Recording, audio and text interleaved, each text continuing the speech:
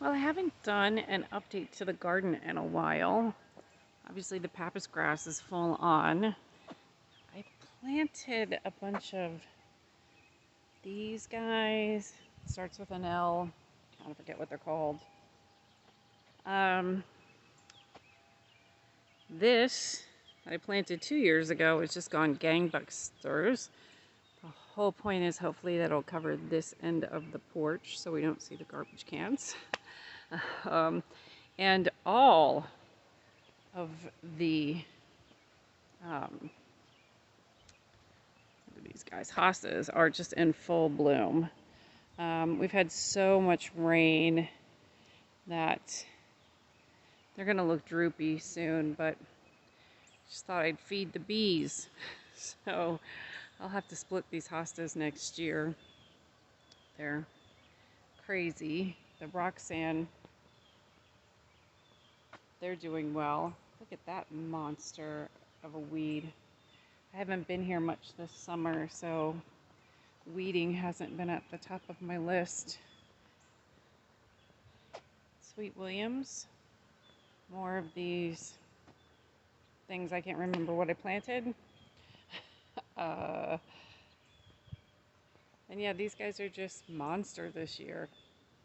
So whatever the L thing is that I planted, it's this guy. So I forget what they're called. Lapis, lupus, I don't know, something. It's flowering time. And then, look, it's something, ate half of it. So frustrating. So the little woodland area, all of the irises, which really don't belong in this area, but they do really well. And then chocolate mint, which you wouldn't think would do very well here either, but it does. And I have some lupine in here. There you go.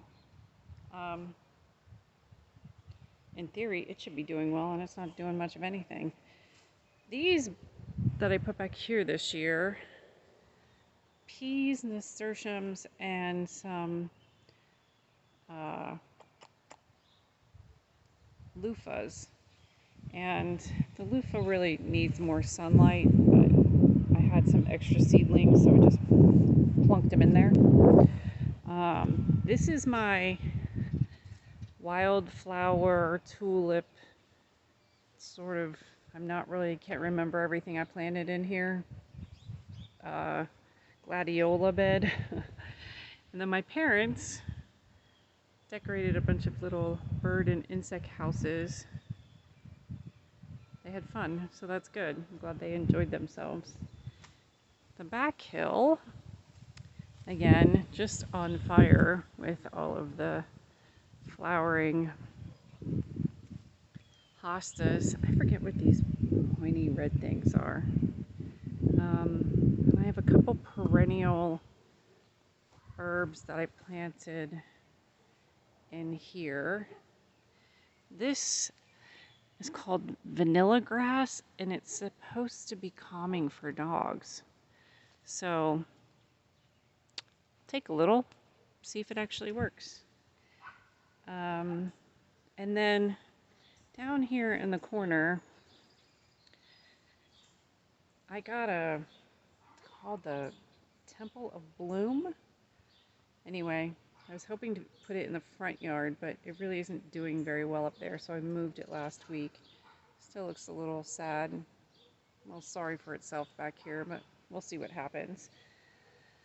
I had trimmed back this bush. It's like a red twig, and I made this little loop just trying to do some soil retention, and lo and behold, those little things are starting to sprout. Look at that. Crazy. It's starting to sprout. So this is Arizona sun mint plant. I don't really think it's edible. It smells like mint, but I don't know. They flower. They have a nice little yellow flower. So I like those. These are some basil that I had left over that I didn't have room for in the regular spot, and obviously it's way too shaded for it here. These are the two newest beds. I had to replace one of the other beds, kind of falling apart. So these purple basil's doing really well in here. And I actually have, for the first time ever, achieved flowers on strawberry plants. And apparently a strawberry. I've been away for a couple of days. So again, some lettuce and seedling trays. Can't even remember everything that's going on in there. This is my dahlia bed this year. So I was watching a British show, and last year, because of the COVID, they couldn't get in and lift all their dahlias, and they came back and they were fine. They came back to life. So I decided to put them in a raised bed garden and cover them this fall with leaf mulch. I have like a leaf vacuum cleaner, for lack of a better word, that mulches the leaf. And I'm going to cover this bed once everything's done blooming this fall, and hopefully they'll come back on their own, which I'll be excited about. So these guys, I put in these tall white telescoping things months ago, hoping that the morning glories would climb up them, and they're starting to go. So they do have string lights, so they're fun in the evening. My blueberry bush, nothing happened last year, but look at this year.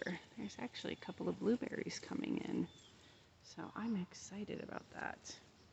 My sister gave me this raspberry bush last year, and I had raspberries on it, but I don't think I properly trimmed it back.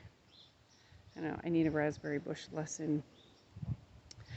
This is a witch hazel plant, and I got this in as a bare root in dormant stage, and 3 out of the 5 took. So I have another one on order for the very last bin at the end, but hopefully they're going to get really big and connect eventually to make this one and cover the white holes eventually. So that'll be good. More papas grass back here. This bed the beds aren't new, but what's in them is new this year. So I'm excited. The sorrel came back like crazy, and this is really good. I had access to an air fryer for a couple of weeks. So a little bit of olive oil, whatever seasoning you want, pop it into the air fryer for a couple of minutes. Makes it super crispy on top of salads. It's really good. Some hellebores and some gladiolas from last year that apparently I did not lift everything out of this bed. So we'll see if that lights up.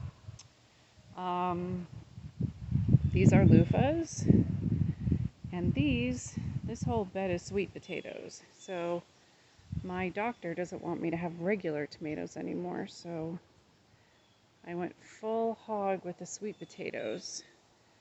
And this year, and here, this is some celery that I started. I don't know if you can see all the way in here, but those are albino beets.